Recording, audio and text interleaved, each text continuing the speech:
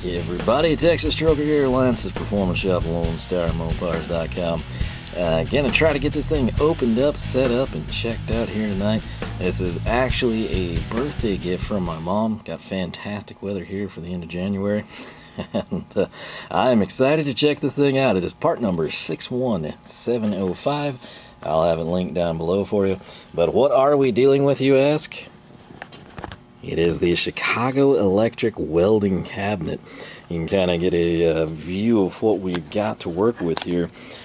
Real quick pertinent details on this thing. Retail price is $199. What did we pay for it? Of course, not $199 because we are thrifty. So, just for the sake of documentation here, 2024, again, price $199. It is currently on liquidation, as is several other offerings from their welding carts, if you will. And this one, $199 on liquidation, $169. If you do the math, you're thinking like, okay, 20%, what would that be? $40. Oh, you got ripped off, dude. Yeah, I admit the 20% off coupon would be slightly cheaper. We're talking about $10 essentially. Here's my logic on that, and it's not just because it was a gift. I'm still thrifty. You can ask. I'm very difficult to shop for. I don't let people buy things when they're not on sale. But it's simply a thing. Items like this, I historically have terrible luck. The sales, yeah, they're always there. They're great. 20% off. Go for it. But it's got to be in stock, and it's not. And shipping is absolutely ridiculous. You lose. lose. We were there, we were able to get this, and we pulled the trigger. So $169 I think is a decent price. What does the liquidation mean with Harbor Freight? Sometimes it's just there's excess stock. Other times it's that they've got a revision or a new iteration coming. I'm not privy to that. Sometimes, you know, like you kind of know, like with US General Series 2 and Series 3, and you're like, oh, hey, you know, that's really good. I can't go wrong at the price. Other people, despite the Series 2s being on blowout prices, might say like, oh, hey, you know, that Series 3's got the black trim. I like that better. I'm holding out. Or it could be something simple and functional like, oh, hey, that drawer layout changed and it's vastly superior for my needs. With this, it could be a color change. It could be a different vendor. It could be this has some fatal flaw that always goes wrong. I don't know. But that's all I can tell you. It is liquidated. And what that means remains to be seen. Obviously, if some cool version of this comes out and like custom colors, we'll know, hey, that's what they did. Poor guy got this black one, and the new one's even cheaper. So we'll see. It could just be staying the same, and they just had a ton of them and wanted them gone. But pertinent stuff here on the box. As you can see, keep welding tools and accessories safe and accessible. I don't know about you, but at my local store, this one is standing, literally standing on top of the big Vulcan cart. The big Vulcan cart, if you're thinking like, oh, hey, dude, you should have got that. Well, here's the deal. Last year, for my birthday, if I'm not mistaken, I was given the Vulcan small welding cart for the TIG welder. And going back years, I've got a Harbor Freight Chicago Electric El Cheapo welding cart that I've got the old Lincoln 175 on. That one's blue. If you frequented Harbor Freight for quite some time, you're like, I haven't had a blue welding cart in years. Yeah, I know. That's how old that thing is. But what I get back to, that was my intended purchase, was that one. That one is also on liquidation. Its liquidated price was around $32, $34, something like that. Fantastic buy. And again, I've got experience with it, so I'm comfortable with it. However, it was way on top. They've sort of got like a two-tier shelf, right? You got ground level and level 2, you know, upstairs, if you will. That thing was way up there, and I could not reach the top shelf to measure it well. But I had the dimensions of what I'm going to stick on this thing, and it was going to hang off a lot, at least as best I could measure, being that the machine was like 2 feet taller than me. The Vulcan welding cart, the big one, would be awesome, but I've already got these standalone carts, so it doesn't really make a lot of sense for me. Also, I sort of like the independent concept for what I do here in this shop. The odd thing about this guy, it's standing on top of that big Vulcan, and it is pinned in. You cannot see or access the top of this. You like have to come down through the expanded metal of the shelf above. And then to open the drawers, you're basically running them into a pillar. So imagine this cart is fully assembled and then scooted over here where that antifreeze is, and you can open the drawer like a quarter of the way before you hit that toolbox. And you can't move this back because it's on the big Vulcan cart that bumps into a pillar on that side. So yeah, kind of cramped. I wish you could get like a better feel for these. These drawers seemed a little stiff, which if you move it around a lot might be desirable. They were also dented really bad, which I don't know that that's from customers checking the drawer out. I kind of am afraid that might have been freight. So we'll sort of be privy to that and kind of look forward as we open this. But that's really about it for packaging highlights. I kind of think all four sides are going to be the same. So in terms of unboxing something like this, don't make you sit through it. I basically want to cut this open, showcase it, cover, hey, this was packed really well, should be safe, or wow. There is no padding, no insulation. Gougelets, let's say you don't have a Harbor Freight nearby, or it's a great sale and your stores don't have them locally, so you have it shipped. Could be susceptible to freight damage if something pierces through like a fork, or UPS man tosses it Hercules style, goes through the front of the box. It's gonna dent, it's gonna scuff the powder coat, so on and so forth. But again, 61705 if you want to check stock at your local store. I'm going to go ahead and get this thing cut open, and we'll check it out and see what we think of it. Alright, so top side, all we've done, cut the tape, open the top flaps. You got some styrofoam nested around. We'll have to extract that, see what the perimeters actually have running the length of the thing. There are a couple packaging highlights we will showcase when we get this apart. But again, this is what we're working with, so far it looks promising. Alright, so that piece is gone. This is what you're working with next.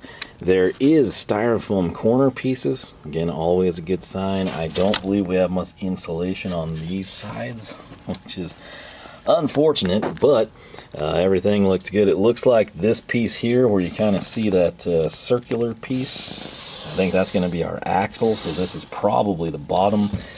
Kind of thinking this cabinet must have came pretty well assembled. I'm also assuming the drawers are in place, but this may be a deal where you might actually want to tilt this sideways.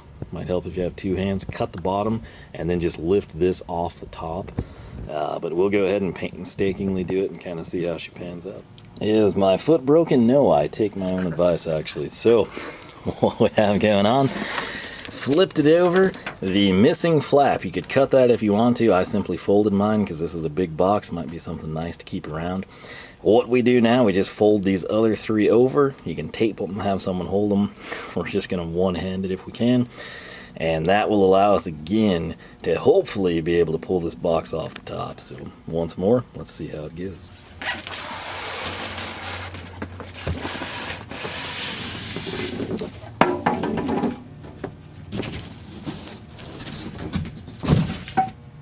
And it's that easy. So apologies about the bad camera angle. You got to work with what you got. Also, in the previous clip, if anyone saw the spider, it's currently somewhere under 88 inches of US General. So yeah, I kind of caught that as it was precariously by my foot, and hopefully nothing went awry. But, this is how it's packed. Again, right down there, you've got the bottom styrofoam. You'll also note no styrofoam on that side at all. Same thing over here. You've got these corner pieces. It kind of makes you wonder if they didn't just do these corner pieces for that bottom tray with the axle. This, of course, being the axle just for clarity. Coming around. Okay, there's styrofoam there. Maybe there's a piece inside. That would that would be the answer that we're looking for. But yeah, the front, we'll do the check together, looks good actually. So a couple smudges, we'll see if they come out. But that one at the store, these drawer fronts were just pitted. Like, and I'm not saying like the powder coat was gone, it was intact. It was just like a hail repair type of a thing, right? And if you check the reviews on things, which I always recommend you do before purchasing, there were a couple of people that had like exactly what I saw on the store unit. So it looks like we got a good one so far, and at least on the front side. But I'll go ahead and get it unnestled from the styrofoam, and we'll see what we're working with. All right, so drawer 3 of the cart had the handle, sort of the bullnose looking piece here, and at the very bottom, hutch, kind of helmet storage, had the box. I was kind of getting worried there, but it should have wheels, casters, and hardware, and that's exactly what it looks like we've got. So we'll go over all the tools we'll need once I have this stuff off. There's also bottle brackets. But spoiler alert, I may not have to have those, but we'll probably install them just because I don't want to throw them back in here. Let's kind of get this stuff out, see what we need, and get the thing assembled. I will... Okay, this is what I wanted to know. This right here should be drawer dividers. I was very concerned when I opened the top drawer and it didn't have dividers. Also, can't really show you because we're close to the charger, but the top drawer does not open near as far as the others, and I have no idea why. And I stuck my hand back in there and confirmed that's not just like a center divider. That is, in fact, the back of the drawer. I had no way of checking that at the store because, again, everything could go about this far, right? So you couldn't open anything full length. I assumed they all would have been full width. That one stops like here, and then the others would keep going into the quarter panel there. But yeah, we'll see how we like it once we kind of get her set up a little bit. But let's take this stuff out and get the assembly process started. All right, so true story with stuff like this, I almost always use like a multi-compartment organizer just to divide out the hardware. And there's not much hardware. Everything you see there is primarily a screw, just a little old sheet metal screw. And then we've got some tiny bolts, flats, and lock washers, 2 bolts, 2 flats, 2 locks, everything else sheet metal screw. Now the crazy thing, what are we gonna assemble all this with? Dun, dun, dun, the big reveal. That's right. Of course, a Napros NEXT ratchet. Why? Because we can. And right there, got the old VHA and everything. Like, oh, why'd you go with the 6-inch shaft? Well, that's actually a number 3 Phillips. That's right. Check out these honkers here. These are number 3 Phillips screws. That's kind of crazy and unexpected. And then, of course, socket that's going to fit that metric shenanigans down there is a 10mm Craftsman. Why a 10mm Craftsman paired with that ratchet? It's what was unlocked. I forgot to bring my toolbox keys. So that's on me. One that was open, I was able to get a 10mm Craftsman. That's what we're going to roll with. I will tell you, thinking ahead here, again, this is all speculation on my part. I get it. You know, this is a sheet metal construction. Makes sense to use a sheet metal screw for some things. Not necessarily all of them. Particularly the casters is kind of, you know. I could easily see a big, really big update to this thing being revolving around putting some nutserts and maybe upgrading, you know, the metric equivalent of a quarter-20, if you will. So, especially again with casters, you've got some hooks that are going to go on the sides. I could see you going with the screw. I'd personally prefer a bolt, but that is definitely an area I could see them upgrading if in fact liquidation is anything more than just clearing excess stock. But I'm going to quit rambling. We're going to flip this thing over, get the casters on, then get the bottom on, then get the wheels on. If you're curious what those 2 bolts and that hardware are going to be used for, it's actually to attach the wheels to the axle. So anyway, let's get this thing set up and go to town. Alright, I don't really think this is going to show up in the camera due to the extreme gloss of this finish, but there are just a lot of minor imperfections here along this rail. It's sort of like you'd think it was like a spot weld that wasn't finished out right. I think it's just dimples in the sheet metal, again probably from rough handling. And that's unfortunate. The other thing that was unfortunate is I flipped this over. Whether it's slag or a rivet or some combination thereof, there is a lot of loose debris in this thing. I'm sure we could track it down if we wanted to, unless it's in an interior panel. It'll sort of be hard to do. But we've got it flipped over. The camera's fine. That's why Chicago Electric is flipped.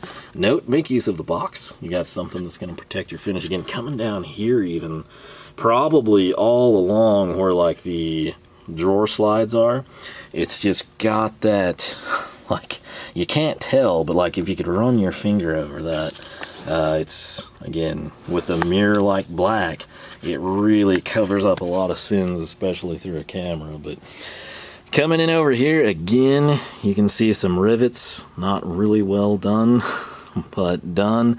That is a supremely questionable tack job there. Coming in, same thing down here. We could easily make some improvements to this design without thinking or trying too terribly hard, but nonetheless, where you have these pre-finished holes 1, 2, and 3, that is going to be for the sheet metal screws that hold the bottom, conveniently sitting right there in place. Obviously this side is your drawers, so this boss here, sort of secured piece, we're going to mount 4 casters, 2 casters, 4 fasteners per caster. Backside over here is where that excess run is going to go. That would be where if you had your bottles in place. Again, it's a decent design. It could definitely have been done better by the craftsman that's responsible for it, but all in all, you know, they definitely put out a functional product. Just little tweaks and care, maybe a slightly thicker gauge metal could help eliminate some of this. What really, like I said, this, I think that should be, and again, I'm old school, so I'm going to say 1/4-20 minimalistically, but I'm fine with the enhancement here. I'm fine with it being riveted and sort of spot welded there. But what would be ideal is having nutserts there as opposed to a sheet metal screw. But we'll roll with it, quite literally, hopefully, and to take it from there. So next time you see this, we're going to have our casters in place. I'll slide this up. Again, your axle, you want to have opposite the casters. Whichever you want to do first, I'm sure is fine. Anything you want to store down here for unknown years, throw it right there. Forget it's there. Years down the line, when somebody's probably scrapping the thing, they'll find what you put. So whether it's a bag of Cheetos with nothing in it, $20, note, secrets, memoirs, whatever, there's you a open opportunity to cash in. I'll get this thing set up. We'll probably just go ahead and flip it after that, and we'll see what we think. Alright, so just real quick right there, 1, 2, 3, same thing, opposite side. The attachment points, in my opinion, had we folded that or had a double edge that nested around the cabinet itself, I think it could have been a little bit stronger. But nonetheless, it is what it is. Again, your 10mm socket you'll need to run into the threaded tube there for an axle. Threads were a little gummy, but it is what it is. Again, this little structural piece right here for strength and rigidity on that also provides somewhere to tack the axle. Put something in there, you will forget it, it will stay there, most likely. The thing that's concerning is like this. It's just this chasm, a channel of sorts, and this is not the top, this is the bottom. So again, slide something back in there too if you need some hidden storage, maybe some legal documents or something. If that was just the same length, you know, on this side, and then I totally get the kick out for the bottle, standardize that. But add another screw, 4 screws on both sides, maybe some nutserts, you know, just me. But casters, again, thread in, number 3 Phillips, and I'm going to go ahead and flip this thing over and check out the rest. Alright, so next up we have a handle, hooks, and brackets. We're going to do with the brackets and the hooks here. The hooks, kind of a funky little thing.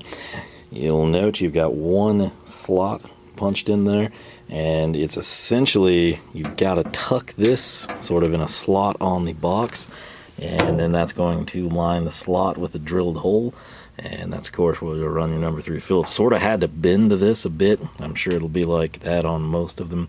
Some of them you might get lucky. If you want this flush, like say we were going to put it there against the toolbox, obviously one side, don't install the hooks. Otherwise, if you're unsure or it's a huge benefit for, you know, cords, reels, what have you, plugs, extension cords, cool torches, whatever it might be, go ahead and put these on. It's something you can just throw in the cart, keep it around for a rainy day.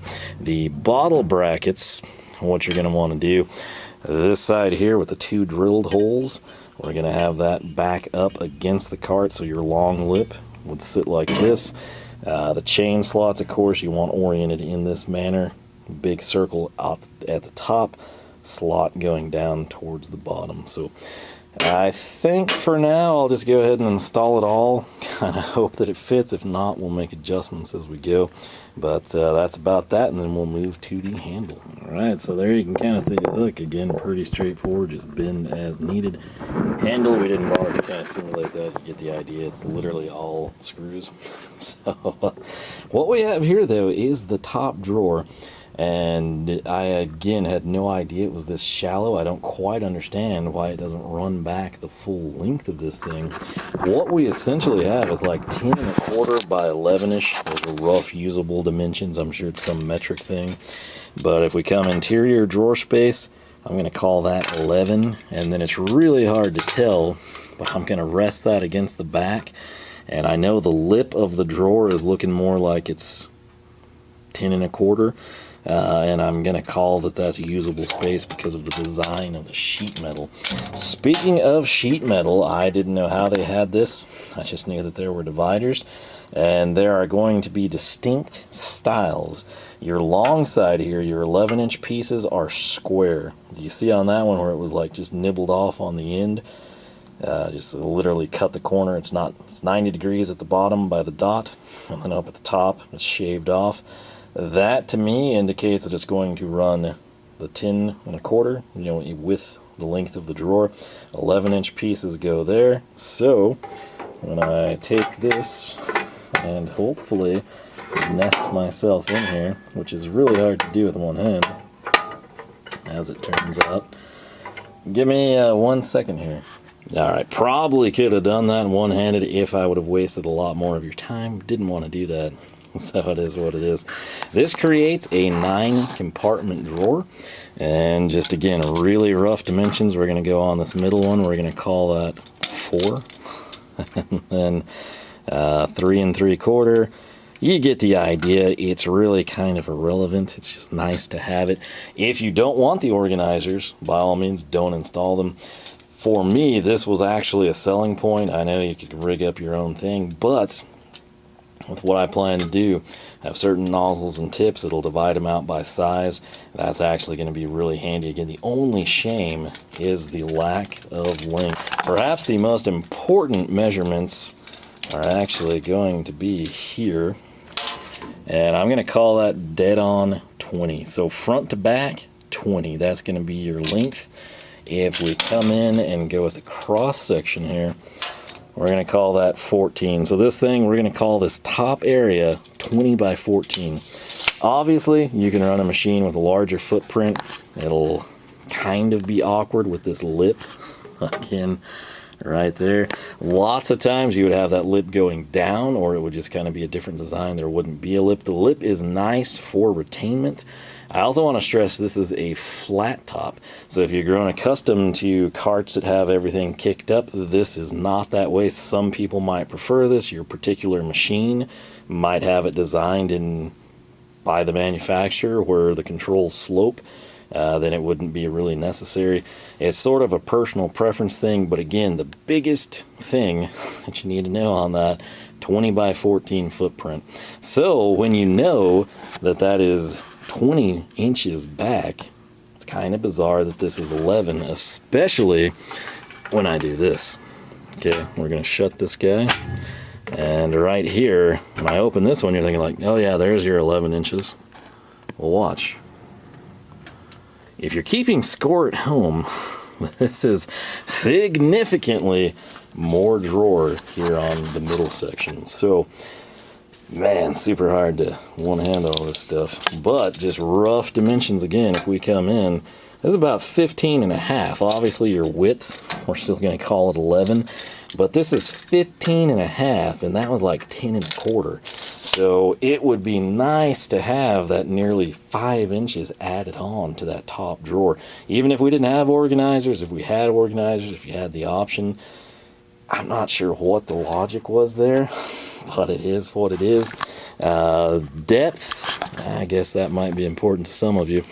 We're gonna go with, let's see, we'll call that just shy of 2 inches. Because I know somebody's gonna have something 2 inches tall and it's gonna be a problem, but that is drawer 2. If you're needing depth, you're thinking like, oh, 2 inches isn't gonna cut it. Well, here we go. Drawer 3, let's go ahead, we're gonna assume again, everything's square. This should be 11. We're gonna call it 11, assuming we've got the same dimensions. We're going to call this 15, roughly is a little bit more. This is the big thing though, what sets this one apart. Just shy of 5 and a half, all right? So 5 inches, 5 and a quarter, you're probably totally safe. If you've got something awkward or tall, doesn't fit in the top or the middle, this is a drawer for you. In terms of this guy, I thought this, I'm not gonna lie, like slid back on a hinge.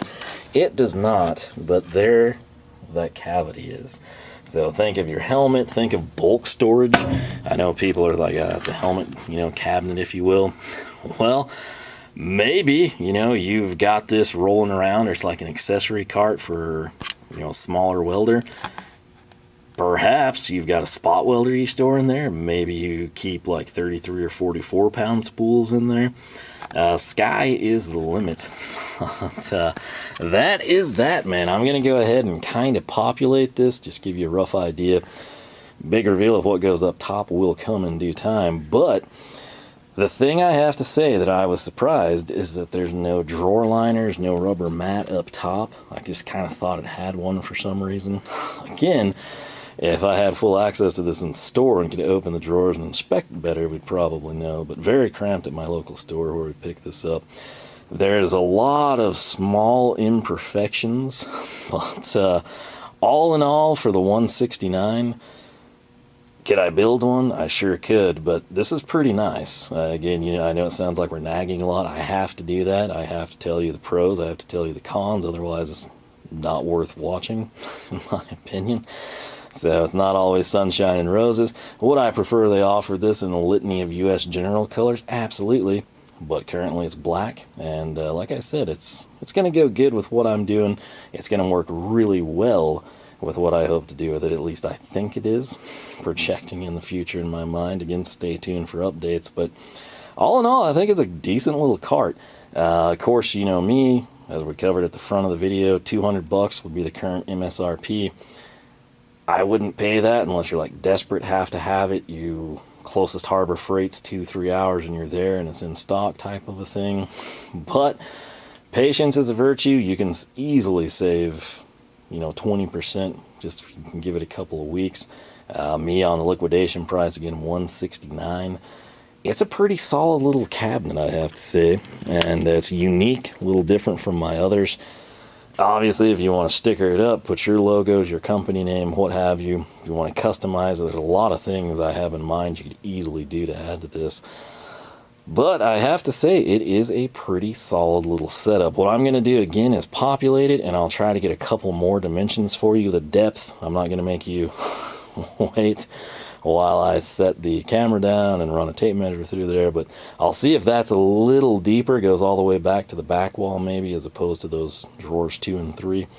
Again, the drawers themselves, if I can kind of do this, it's not a lock mechanism, but if you kind of are familiar with that sort of resistance, and then to fully close it, check it out.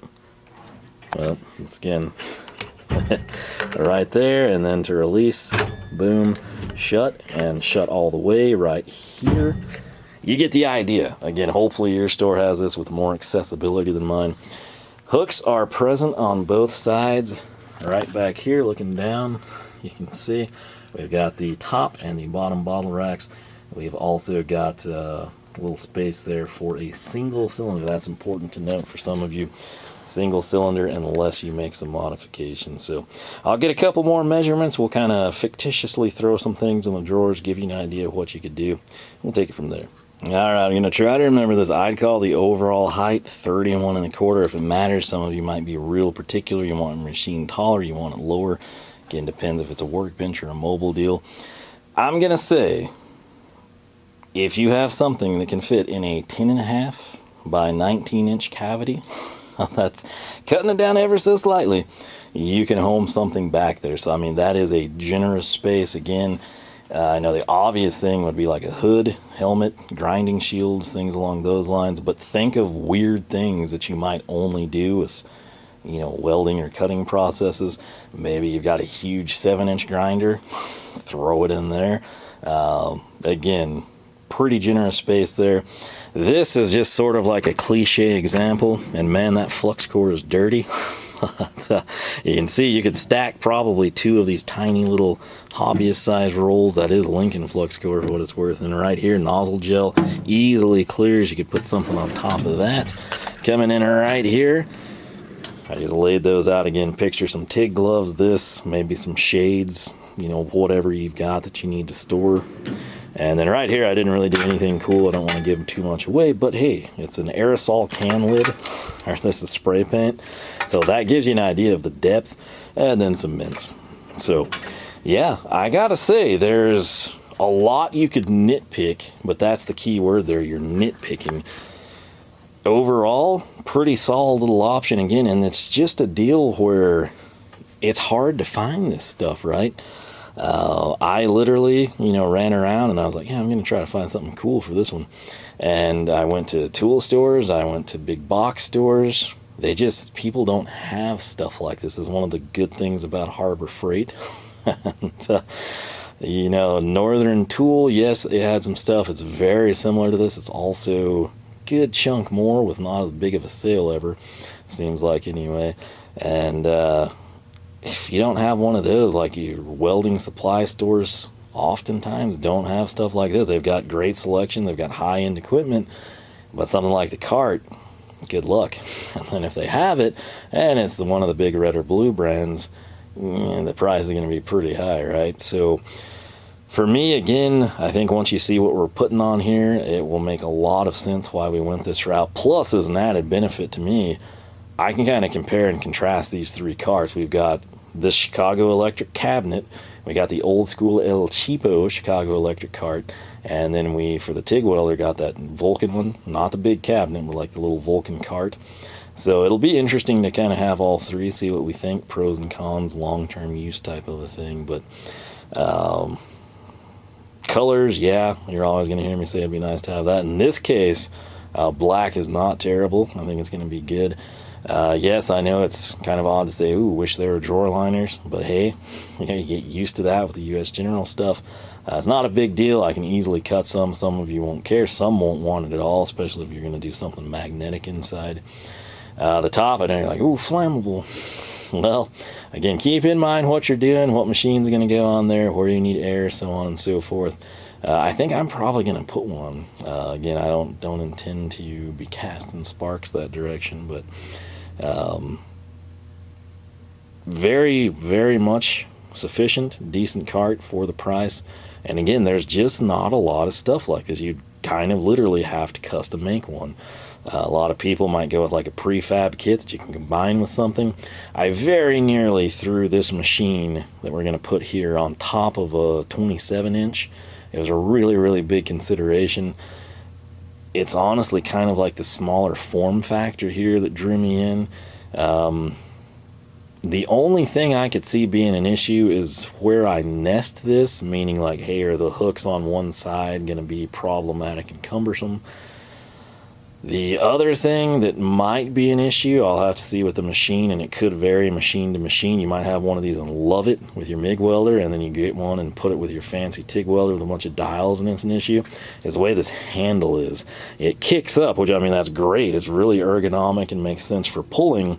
But, I mean, come in here and think if you had your voltage dials or controls or something, and if your machine is big, kind of like one of the new age moderns, you're coming out this far, it could be cumbersome. Maybe if you roll it around a lot, you know, you might want to have it slide, or you need to push it back, or then you can't fit your hand. But again, we've covered the dimensions. I think we've done a fair assessment of the pros and cons. And, even though it seems like we complained a lot, again, you kind of have to do that. Point out any issues. I will tell you, like, from here, it looks really, it's like a mirror finish. But if you look up close, you can find some blemishes, some flaws. It's not near as bad as some of the pictures I've seen in reviews. It's also not anywhere near as bad as the dimpled fronts on the one at my local store that I was checking out. But I gotta say, I do think I'm gonna like it. I think it's gonna serve me well. Again, this comes from somebody that's had the baseline Chicago Electric for so long, it's blue. I mean, that goes back to late 90s, early 2000s, if I had to guess right. So 20 plus years, things kicking, haven't had issues with casters or wheels or finish or anything. So I feel confident with this one. Plus, this was a gift from my mom, who's awesome.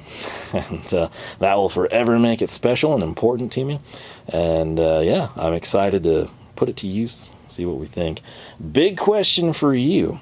If you have this, what do you think of it? How does it compare to any other carts you currently have and are using, might have at work, or have used in the past? Similarly, why did you select this one? Was it a great buy? Was it the only one on sale? Did you want a cheap one, but this was in stock and you were driven there and you're like, oh, screw it, it's going to be an upgrade?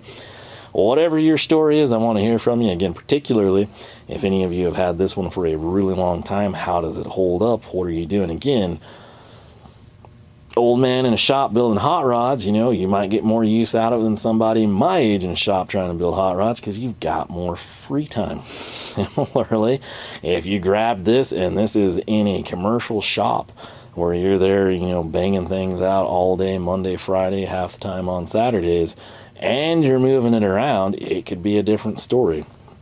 If this is largely stationary, I don't really foresee many issues, sort of like a burning down type of a thing, right? So let us know. I mean, be honest, you know, if it sits in the corner and it's just held up beautifully, does everything you could ask. If you have any complaints like, man, I love the top 3 drawers, I wish that bottom was just a big drawer, it's cumbersome.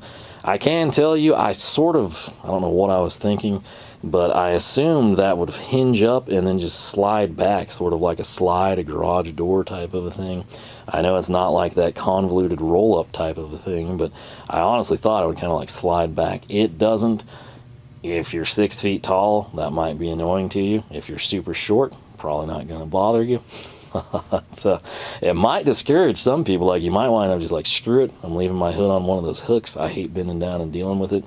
Similarly, like I said, a spot welder that you may not use often, a huge grinder, maybe even consumables, like if you're buying your grinding discs, you know, in like a box of tin, throwing them somewhere, like, hey, makes more sense to use that giant hutch at the bottom than waste one of your top 3 drawers, right? So lots and lots of options. Again, I do think I'm going to like it. I think it will serve me very well for what I have planned. And again, I would show you, but I literally have not opened the thing that's going to go there. The thing that's going to go there is here. It's a fact, it's been here for a couple months and I just don't get free time. So yeah, very easy to put together. Number 3 Phillips screwdriver and a 10mm socket drive tool of your choice. Of course, just for anyone scoring at home, you know, I enjoy these things. So we stuck with this because, again, we just had 2. But we did make use of this. This was kind of like my final Titan option. And I thought, you know, it'd be nice to use that PV Swiss. So we did that. And then I was like, you know what, if I'm doing that, I'm going to do this. I did. Again, I've taken it back to the box. But the Vera Turbo, I tell you, I really do try to use that thing. This was a time, and I thought, hey, you know, I'm going to use the turbo, you know, have some fun. It always cracks me up when I can use it and it's functional. It was one of those things, there was just too much resistance between the fastener, and it would not turn. Granted, in full, like, manual, old school, just like using this VI, it would work fine, but that's not why I bought it. So the good news is a little Cyclops pocket guy, kind of fun to use. I don't use that much, oddly, but it worked out well here. Again, using the roto action, I can kind of turn it from a driver which was needed here, to then having it converted 90 degrees to final tighten things. Pretty cool setup. The PB Swiss, a joy to use, and of course the VHA holds the screws amazingly well. But yeah, that's why I wasted some extra time assembling it, cycling between tools. Again, there are a lot of screws, so if you want to kill some time, try out a couple different drivers, this is a good option for you. But, I'm curious, again, your thoughts, handle anything, feel free to throw it out there. The end goal is simply to help people. Again, my thing is I kind of looked at my options. I determined this was a good one, especially for what I have in mind. And we pulled the trigger, so some of you are going to have that long-term experience I'm unaware of. Good or bad, leave your thoughts and opinions, help people out. Whether it's buy that, wait for a bigger sale, that's good for the money, or man, that thing is junk. Whatever your thoughts are, please feel free to share them. And again, I'm going to wrap it up here because I'm going to get this thing inside. Rolled back, I should say. I'm going inside. I'm going to work out, shower, get ready for another exciting day at work.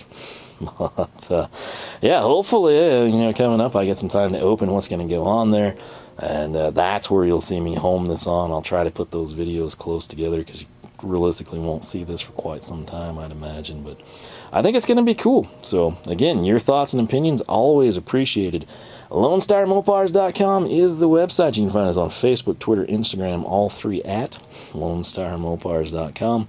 If you haven't subscribed, I encourage you to do so. If you jump your Charger across the creek on the way to pick this up in its brand new form after the liquidation sale, YouTube just might notify you we got new videos every Wednesday and Saturday, 9 a.m. Texas time.